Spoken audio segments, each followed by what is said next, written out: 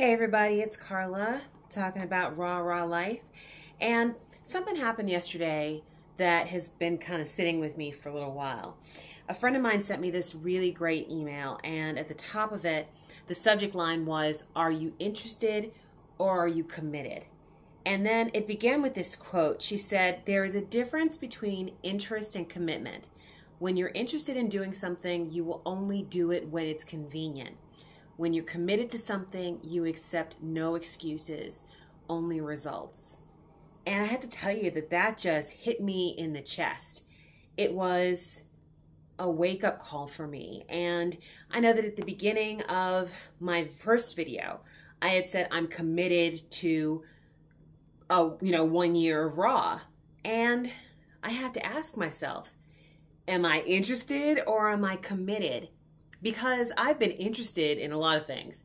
I've been interested in being a vegan. I've been interested in going raw. It's something that, I prayed for, I asked for, I got the answer, and, I'm interested in this path with the air quotes, interested. But am I committed to it? That's a whole other level.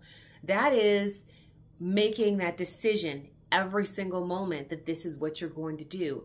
And I had also heard this quote a couple of months ago, that change is a constant decision. It is one of those things that you have to make in every single moment.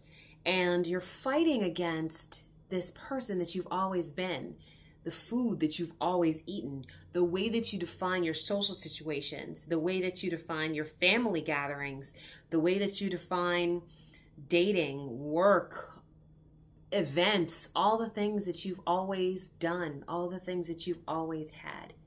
And making a commitment to a life change like this means that you are changing the way that you've always been. That's scary. That's huge when you think about it. I know that, like, for example, this weekend, I've got a bunch of friends coming to town and we're all getting together to go have some food, of course.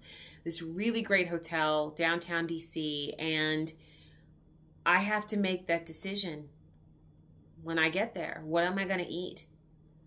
It's not, okay, I'm going to put this off and just have my one big last meal before Sunday, and then I'll start my juice fast. It's, no, I have to make the right decision for this life change that I'm committing to.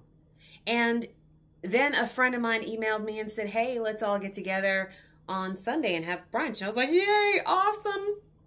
What does brunch mean? Brunch means pancakes and eggs and frittatas and mimosas and stuff like that. That's a traditional brunch. But this is me changing my mind. This is me, having to redefine how I socialize. That's scary. A little lonely. And the great thing about this moment is that I have the most wonderful friends and family in the world, and they are very supportive of my constant changes. They're supportive of me being raw. They're supportive of me juice fasting. My aunt thinks I'm juicing like onion skins and dandelion fluff, but still, she jokes about it, but she's very supportive. My parents are, and everybody is, really enthusiastic about it. But it's me that has to say, are you interested or are you committed? That's really scary. But one of the things about commitment is accountability and responsibility. And having those people around you who can say, put the French fries down. You're not eating that, because you've chosen to be committed. And when you have those weaker moments, to reach out to your people, to reach out to your network and say, "Hey, I'm having a moment. I need somebody to talk me through this."